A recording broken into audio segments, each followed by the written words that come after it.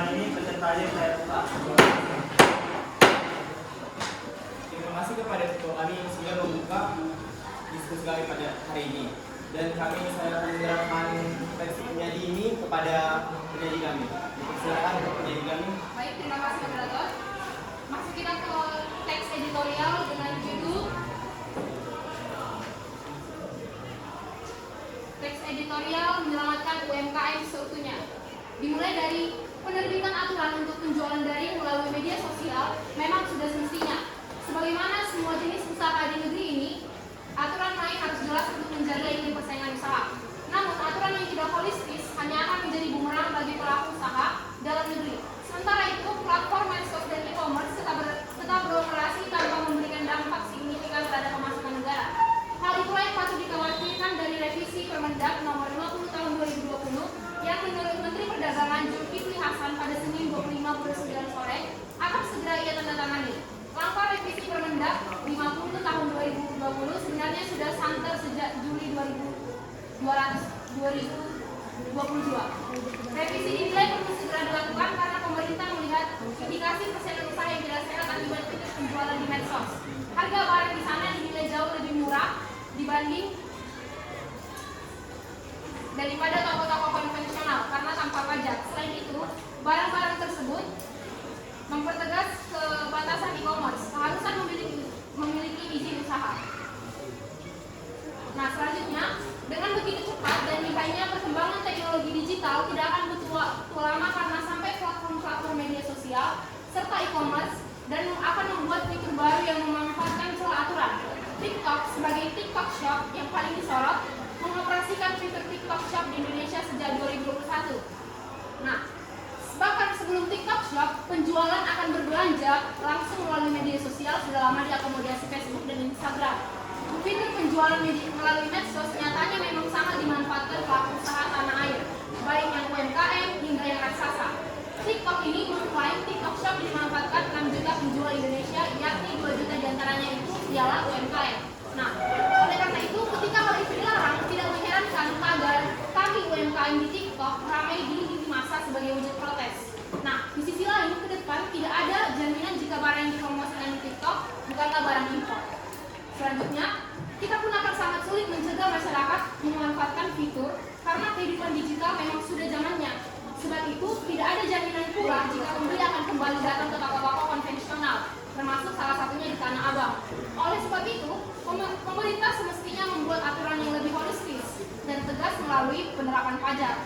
Bahkan, pemerintah dapat menerapkan bea tambahan bagi penjualan barang-barang impor. Dengan cara itu, pemerintah bisa membuat iklim persaingan sehat sekaligus menambah kas negara. Sementara itu, soal penyelamatan UMKM, pemerintah harus menggunakan cara lainnya, mulai pelatihan teknik penjualan dari hingga menciptakan ekosistem yang memudahkan promosi UMKM, khususnya oleh para influencer negeri. Harus kita akui, salah satu faktor yang membuat produk atau brand begitu laris manis di social commerce ialah kehadiran selebritas sebagai tenaga penjual ataupun brand ambasadornya. Sayangnya, nggak sedikit selebritis dalam negeri yang tidak memiliki kepekaan akan produk dalam negeri. Malah mereka begitu bangga memakai produk luar dan dijadikan layaknya standar hidup. Nah, melindungi UMKM janganlah parsial. Perlindungannya harus dari hulu sampai ke hilir. Nah, data Kementerian Koperasi dan UMKM, kontribusi UMKM terhadap PDB nasional itu sebesar 60,5%. Nah, data itu menunjukkan bahwa UMKM ialah pilar dan saka guru perekonomian nasional. Oleh karena itu, kita selamatkan UMKM dengan menciptakan ekosistem yang kondusif dan di tanah air. Kita masuk ke penjelasan tajuk rencana. Paragraf pertama dan kedua itu merupakan tesis dan bersifat kontroversial. Karena di dalam tajuk rencana ini terdapat kebijakan pemerintah yang melarang sosial media menggunakan platformnya untuk bertransaksi jual beli dengan sistem elektronik, yaitu salah satunya TikTok Indonesia, yang layanannya yaitu TikTok Shop untuk menyelamatkan produksi penjualan lingkup UMKM. Yang kedua, paragraf 3, 4, 5, 6, dan 7 merupakan bagian dari argumentasi.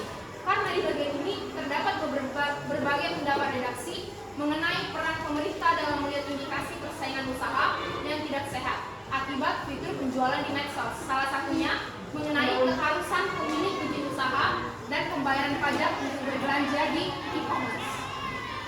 Paragraf 7 dan 8 merupakan penegasan ulang atau reiteration. Di bagian ini berisi harapan redaksi terhadap pihak terkait, yaitu pemerintah, pelaku UMKM, dan pedagang platform medsos seperti TikTok Shop untuk mengatasi persoalan tersebut, salah satunya dengan cara membuat aturan yang lebih holistis dan tegas melalui penerapan pajak ataupun bea tambahan.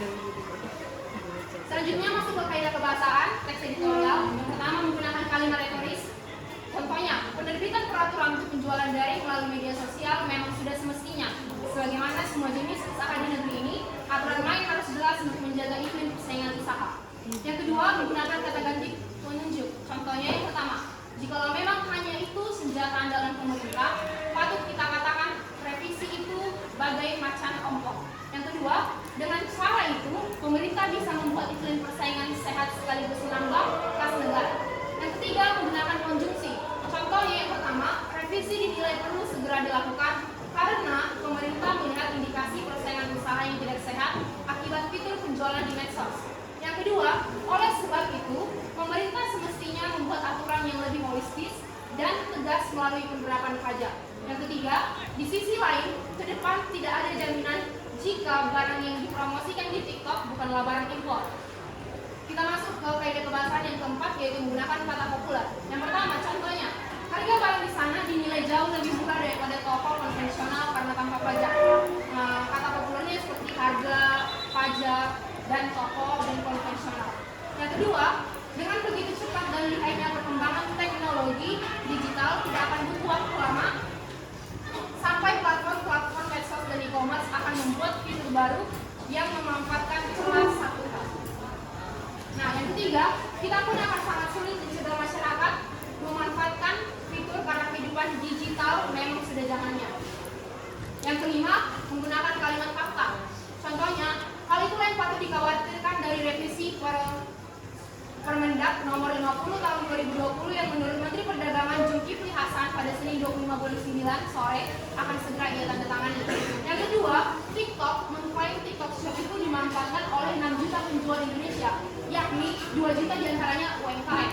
Yang ketiga, data Kementerian Alokasi dan UMKM, kontribusi UMKM terhadap PDB nasional sebesar 60,5%. Yang terakhir, menggunakan kalimat opini. Contohnya, oleh sebab itu, pemerintah semestinya membuat aturan yang lebih holistis dan tegas melalui penerapan pajak. Bahkan pemerintah dapat menerapkan biaya tambahan bagi penjualan barang impor. Di sini berisi tentang harapan redaksi terhadap penyelamatan UMKM dalam lingkup penjualan di medsos dan e-commerce. Baik, sekian teks editorial kami. Saya kembalikan kepada Terima kasih kepada penyanyi yang sudah membacakan hasil diskusi kami dengan teks editorial. Kali ini saya akan membuka terbit pertama dalam satu kelompok itu ada satu orang yang bertanya dalam selama berapa dan ditujukan kepada siapa. Yang terbit kedua kami akan membuka kritik dan saran. Dipersilakan buat teman-teman yang ingin bertanya. Pertama buat dari Joel, buat Dal, buat Yara. Silakan buat dari Joel untuk mengasih pertanyaan Anda pada siapa ditujukan. Saya ingin bertanya kepada Nicholas Burian. Pembahasan kita Siapa? kepada Nicholas Burian. Seperti pembahasan kita dan diskusi kita, TikTok Shop ditutup alasan untuk melindungi UMKM kita. Apa bedanya dengan platform lain seperti Shopee, Tokopedia, dan Lazada yang sama seperti TikTok Shop? Kenapa masih dibuka?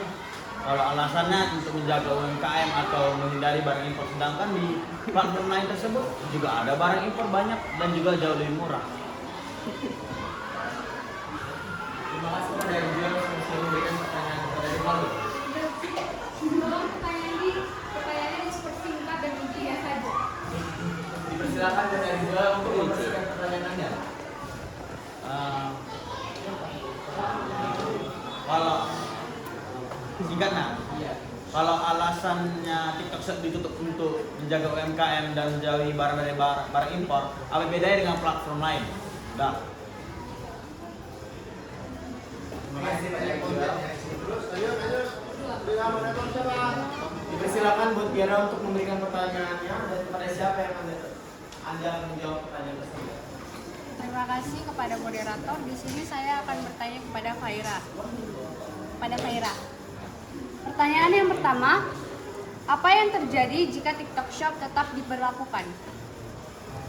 Saya ulang, apa yang terjadi jika TikTok Shop tetap diberlakukan?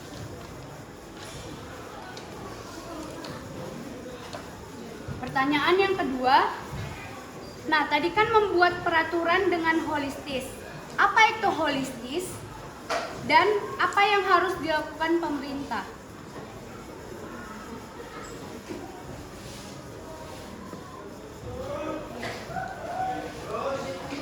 Pertanyaan yang ketiga, tadi kan kita bisa melihat dari presentasi penyaji.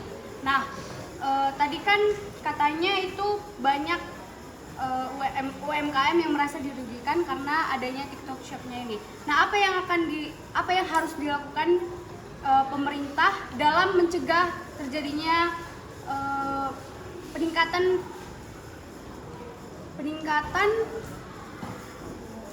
ekonomi terhadap UMKM? Ya, masalah teknis semua ya. Terus kepada Abdal dipersilakan untuk memberi pertanyaannya dan siapa yang menjawab. Langsung klaim besar ini ya. Dari tonton menteri. Saya ingin bertanya kepada Adinda.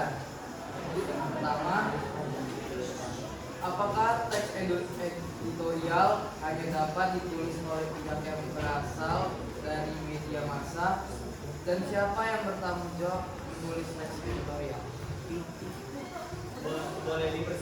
Boleh diulangin pertanyaan Anda? Apakah teks editorial hanya dapat ditulis oleh pihak yang berasal dari media massa, dan siapa yang bertanggung jawab menulis teks editorial? Pertanyaan kedua, Bentar. Lagi ya. Ya, yang kedua. Lanjut. di dalam teks kalian, manakah yang termaksud kalimat menyatakan kesaksian? Ya. Pertanyaan ketiga, teks kalian termaksud jenis teks apa? Dan alasannya? Baik, terima kasih kepada Abdal yang sudah memberi pertanyaannya. Dipersilakan kepada Rivaldo untuk menjawab pertanyaan kepada Rizal.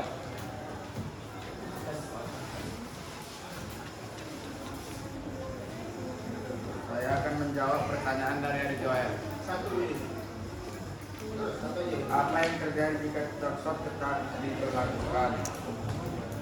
Sama aja halnya seperti di Lazada, Shopee, Tokopedia. Ulang apa? Ada pertanyaan seperti Apa yang terjadi jika TikTok Shop tetap diberlakukan? enggak?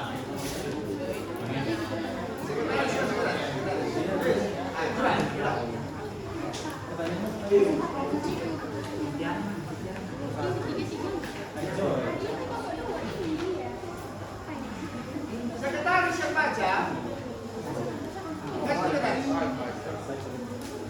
Apa bedanya dengan online shop lain jika hanya TikTok Shop yang mau ditutup? Ya. Sama halnya seperti di Lazada, Shopee, Tokopedia, pemerintah harus mempertegaskan Biasa aja lihat dulu. Ah, baca ada. Kenapa? Pemerintah gimana? pemerintah harus mempertegaskan Moderator, kasih ada kepada yang lain. Kepada Renata, dipersilakan untuk membantu Rivaldo menjawab pertanyaan dari Anda. Ya, yang lain dulu. Baik, terima kasih. Silakan sekretaris membacakan pertanyaan sekali lagi. Apa bedanya dengan online shop lain jika hanya TikTok Shop yang mau ditutup? Nah, seperti yang kita ketahui tadi, di teks editorial ini kan bukan hanya tentang TikTok Shop. Di sini kami tuliskan juga e-commerce. E-commerce itu banyak macamnya, bisa Shopee, bisa TikTok Shop, bisa Tokopedia, bisa Lazada. Nah, di sini teks editorial ini mencakup TikTok Shop, e-commerce itu semua. Jadi nggak hanya untuk TikTok Shop ini, kami hanya mengambil sebagian besarnya aja. Tapi teks editorial ini khususnya tujuannya itu tetap pada e-commerce yang 4 itu tadi. Baik TikTok Shop, baik Lazada, e-commerce maupun Tokopedia ataupun Shopee. Nah, jadi pertanyaan tadi apa? Apa bedanya dengan online shop lain jika shop yang lain? Nah, apa bedanya? Sama-sama pemerintah itu harus menerapkan pajak tambahan untuk e-commerce tadi. Jadi kalau kita beli dari toko-toko konvensional kan nggak ada pajak nih. Tapi kalau kita beli dari e-commerce, kita harus menerapkan pajak supaya seimbang gitu loh. Jadi nggak merugikan yang e-commerce, nggak juga merugikan yang UMKM. Bisa mengerti? Kepada yang menjual sudah mengerti jawabannya. Terima kasih kepada yang menjual. Untuk pertanyaan Tiara, dipersilakan Pak Hira untuk menjawabnya.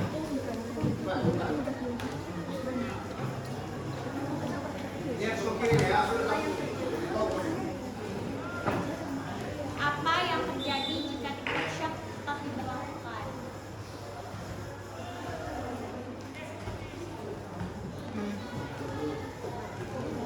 Silakan Pak Hira untuk menjawab pertanyaannya Pak Hira. Yang terjadi UMKM akan bangkrut. Dipersilakan Pak Hira untuk mengulangi jawabannya dengan tegas dan lebih besar suaranya. Apa yang terjadi jika TikTok Shop akan diberlakukan? Yang terjadi adalah UMKM akan bangkrut. Silakan buat Petris berdiri untuk memberikan.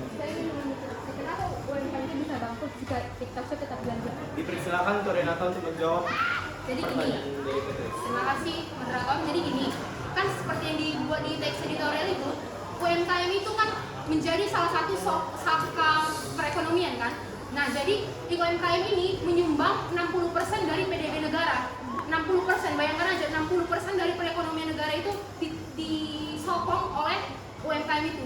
Jadi misalnya di TikTok Shop ini berjalan, jadi UMKM ini kayak merosot lah penjualannya, penurunan produksi. Jadi berturun juga lah jumlah pelanggan yang akan membeli barang-barang dari UMKM, sehingga PDB Indonesia itu menurun. Tadinya 60%, sekarang menjadi 0, sisanya 40%. Nah, bayangkan aja setengah dari 100%, harusnya jadinya 100%, itu turun jadi 60%. Karena TikTok Shop ini diberlakukan. Terima kasih kepada Renata yang sudah menjawab pertanyaan atau instruksi yang diberikan oleh Petris. Kepada Priliana dipersilakan untuk memberikan instruksinya. Saya bertanya, kenapa TikTok Shop harus ditutup? Kenapa tidak bekerja sama saja dengan UMKM untuk meningkatkan perekonomian negara? Baik, terima kasih kepada Apriliana yang sudah memberikan instruksinya atau pertanyaan kepada kami. Kami akan menjawabnya. Dipersilakan Bu Renata untuk menjawab pertanyaan atau instruksi yang diberikan oleh Apriliana. Jadi gini, TikTok Shop tadi kan saudari Apriliana bilang ditutup kan. Seperti yang di teks editorial ini, kalau ada peraturan pemerintah itu harus seimbang, harus holistis, harus menyeluruh, jangan memberatkan satu pihak. Jadi di sini pemerintah itu harus mempertegas. Kalau kita membuka TikTok Shop, kita juga harus bayar pajak. Kalau kita membeli dari UMKM, toko-toko konvensional, kita nggak beli pajak, kita nggak bayar pajak. Jadi menguntungkan UMKM, menguntungkan juga untuk TikTok Shop.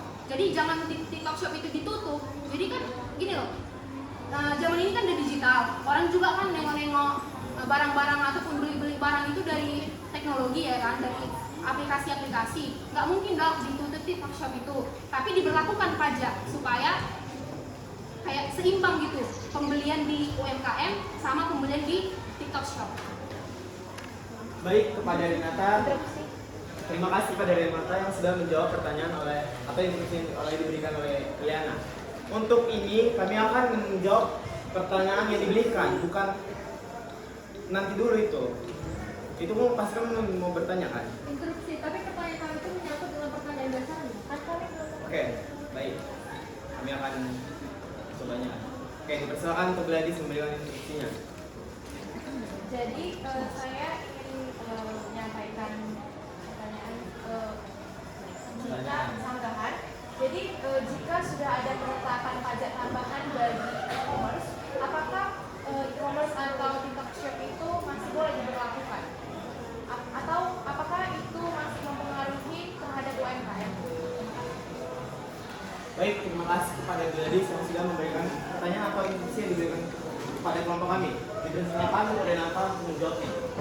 Baik, jadi gini, kan UMKM itu tadi kan dikenai pajak nih. Berarti jumlah produktivitas pembelian di TikTok Shop ini kan nggak sebesar sebelum diberlakukannya pajak tadi. Sebelum diberlakukannya pajak tadi kan orang berbondong-bondong nih, ada TikTok Shop, datangnya nanti kita nggak usah ke sana, langsung datang barangnya ke rumah gitu kan. Kepada negara audiens diharapkan tenang dan fokus pada materi ini. Silakan. Kalau kita di toko konvensional kan kita pergi ke tokonya, kita beli barangnya, kan agak membuang waktu kan. Kalau di TikTok Shop kan kita kayak tinggal check out, barangnya datang, kita bayar. Nah, jadi kalau sebenarnya bukan nggak boleh diberlakukan, cuman harus ada pajak tambahannya supaya orang-orang itu kayak berpikir 2 kali gitu kan. Pajak tambahannya aja misal nih 10% pajak tambahan kalau beli di TikTok Shop. 10% ini kan kayak udah bisa beli di toko konvensional yang lain gitu loh. Kita 1/10 dari harga 10% ini kita bisa beli di toko konvensional yang lain. Jadi orang berpikir, gak usah lah aku di TikTok Shop belinya, ya udah aku di toko konvensional aja belinya. Karena sama-sama aja, kalau dikenai pajak tambahan juga sama-sama 110.000 gitu. Baik, apakah Gladys sudah mengerti yang Sudah. Terima kasih kepada Renata yang sudah menjawab interupsi dari Gladys. Dipersilakan kepada Pak Hira untuk menjawab pertanyaan dari Tiara.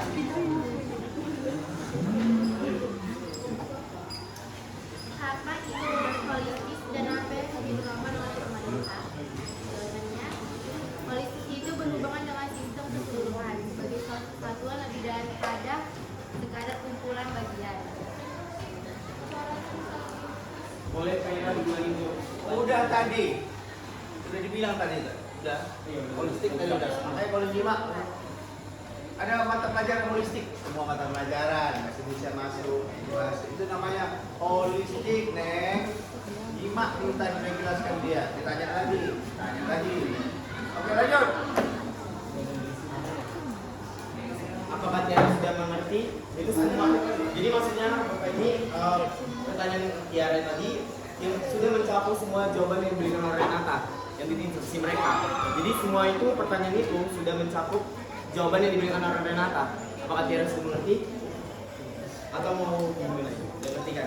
Baik Tiara, terima kasih yang sudah mengerti. Kepada Oke, dipersilakan Pak Ilham untuk menjawab pertanyaan satu lagi. Pertanyaan Tiara. Apa yang harus dilakukan pemerintah dalam mencegah ekonomi terhadap pemerintah harus menerapkan pajak tambahan Kepada lembar audiens, harap tenang.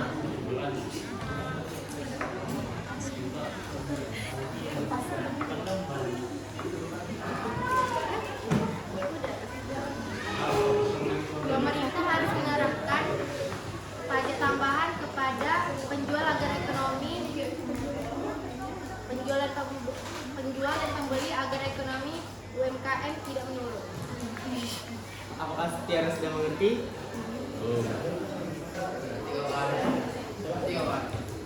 Oke baik, selanjutnya Adinda akan menjawab pertanyaan dari Abda.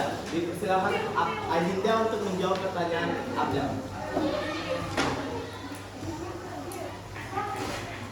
Apakah teks editorial hanya ditulis dari media massa dan siapa yang bertanggung jawab? Tenang. Yang bertanggung jawab adalah media massa. Yang kedua, di dalam teks manakah yang termasuk kalimat esensial? Dari sini, ketika hal itu dilarang tidak mengherankan tagar Kepada orang yang bertanya, harap fokus kepada yang dijawab. Jangan menulis. Tolong, mau dijawab. ini ketika hal itu dilarang tidak mengherankan tagar kami UMKM di TikTok ramai di lini masa sebagai wujud protes. Baik, apakah Abda sudah mengerti?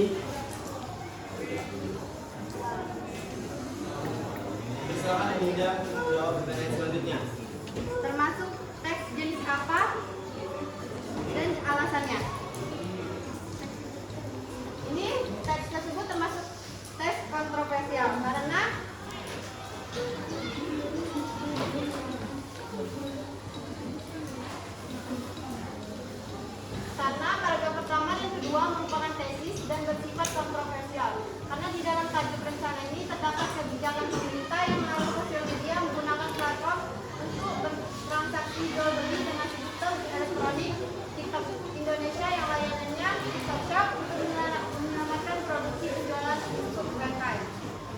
Apakah Abda sudah mengerti? Baik, terima kasih pada Dinda yang sudah menjawab pertanyaan Abda.